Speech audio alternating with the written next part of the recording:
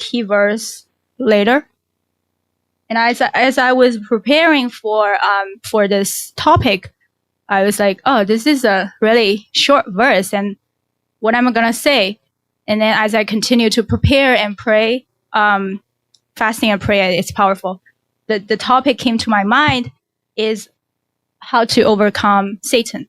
I got really excited and I can't wait to share with everyone who Satan is and how we overcome him.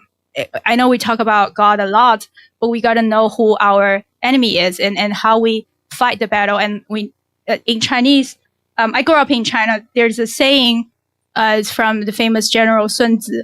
He said, know thyself, know thy enemy, 1,000 battles, 1,000 victories. So we got to know who we are, who God is, and who our enemy, which is Satan, is. The key theme, I'm not going to talk about the whole chapter of Revelation 12 because it really talks about a lot of topics.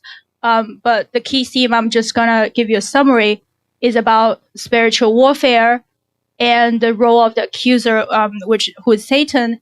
And then it talks about the good news, which is the victory of believers through Christ, that we can conquer Satan. We can win the battle together. When I was studying Satan, I put this together on a website. I don't know if you did this before. It's a word cloud. You just have to type all the word in on a website, and then I put in like 40-something words of Satan's feature, like temptation, sadness, destroy, kill, Halloween. Whatever came to my mind about Satan, I just put it in the slide, in the website. And then when you do a word cloud generation on the website, it asks you for a frequency for all the word. Whatever word has the most frequency, you put in a 3. And then the median frequency words, you put a 2. And then the smaller one you want to show on the slide, you put in a 1. So for myself, as a human being, I put Satan as 3 because I want to talk about Satan. So I want to highlight Satan. So Satan was a 3, and then temptation was a 2 because I'm going to talk about temptation later. And then distraction, I put a 1. It's just, I don't understand. Distraction came as a 3 on the website. I can't change it. I got frustrated and I was like, okay, Lord, I'm just going to obey and talk about distraction today. Because I think there's a reason that came up as a 3. Because I started thinking about distraction. Yes, maybe that is the most powerful weapon that Satan has in our life, comparing to like destroy, kill, all the stuff we know according to the Bible. But distraction, yes, I started thinking about my life.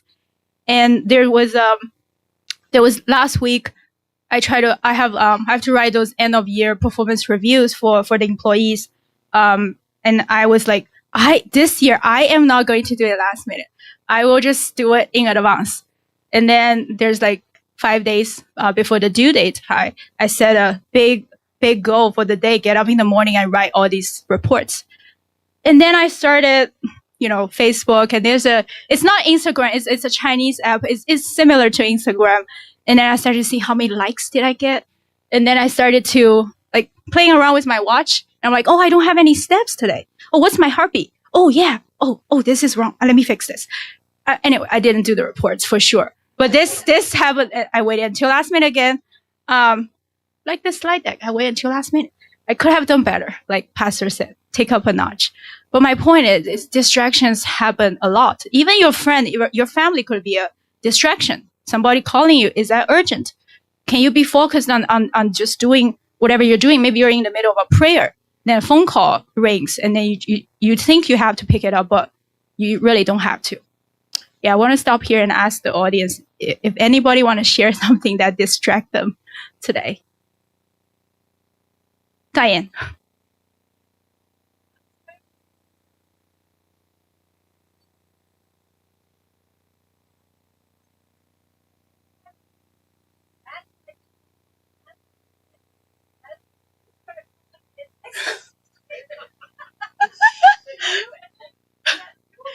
I'm the bad friend here. Okay. Yeah. Sure. You do, yes. Yeah.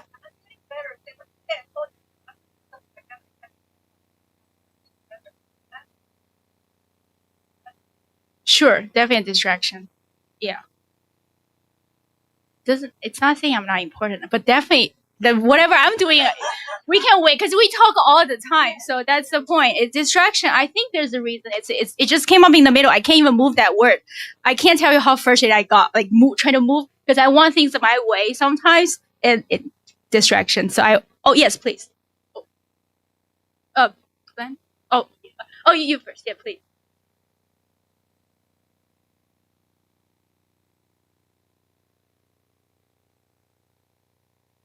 Oh yeah.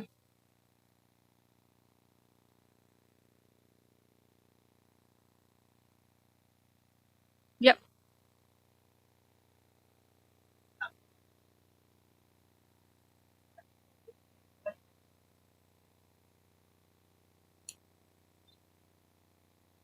Yeah. Yes. Thank you, Glenn. And then sorry, Shan. Yeah. Yeah. Sure.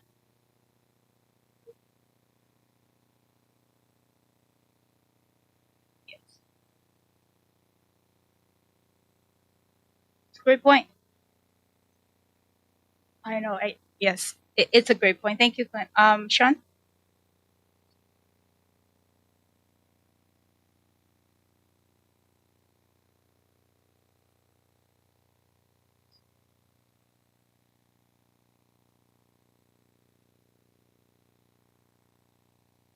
Yes. Yeah.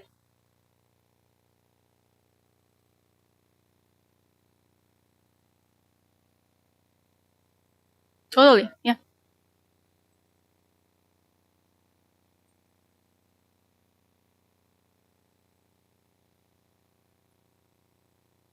Yes. Thank you for sharing. Yes, please, Miss Kat.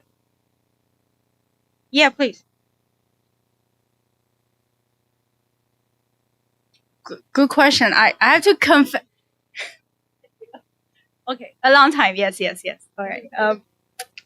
It does. Yeah. All right. Okay. Yes. I do admit it cost me a long time to come back to this topic. Okay. And Pastor just told me to be faster, so that's a distraction. Because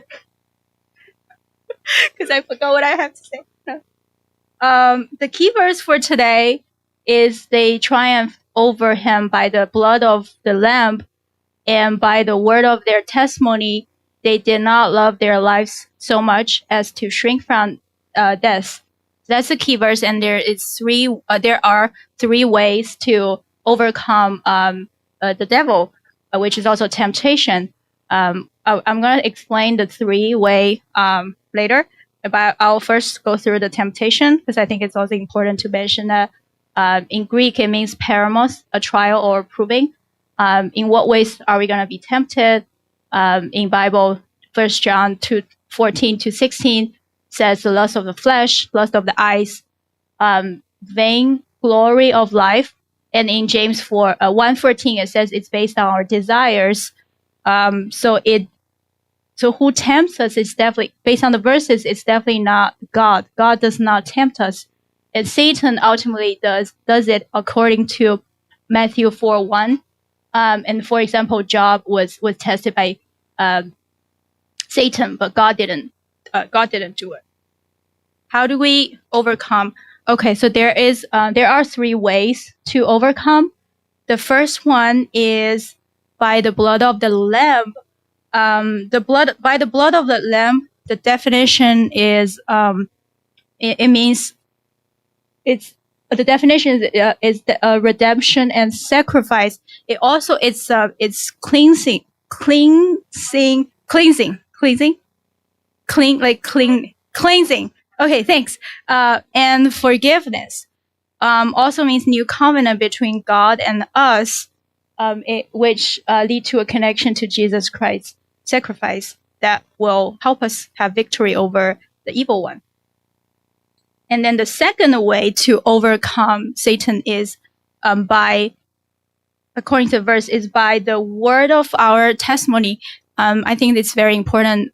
Like Devin just shared testimony, and Tia and other members here share testimony every Wednesday and Sunday. I think that's very important as believers to share testimonies with each other. The definition of testimony is personal experience or events that highlight our relationship with God. Ultimately, it will encourage other believers. So a testimony, if you can give other people encouragement, I strongly recommend you to share. And then other ways to see testimony is to read the Bible. Pastor always say the importance of reading the Bible, especially the Old Testament. There are a couple people we can see their testimonies, also New Testament as well, like David, Peter, Paul, all these people, what they went through.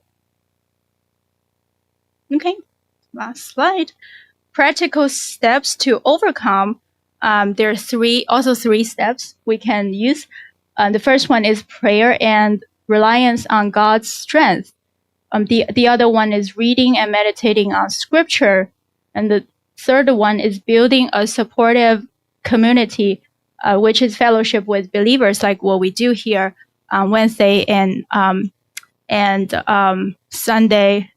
Every day there's prayer here every single day. At the end, the presentation is over, but at the end, I do want to share quickly that throughout this fasting and prayer, I really think God was doing amazing things. I don't know what God did to your life, but for me, I've been battling a major battle for my life for like almost a year. Hopefully, it's coming to an end soon. Dealing with all the people and the court system, it's just very frustrating. There are moments I get really frustrated. But throughout this fasting and prayer, I hear God saying, "I will fight your battle." Clearly, multiple times, He keeps saying, "I will fight your battle."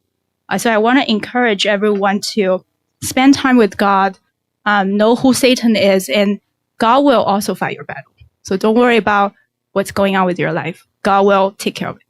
Thank you.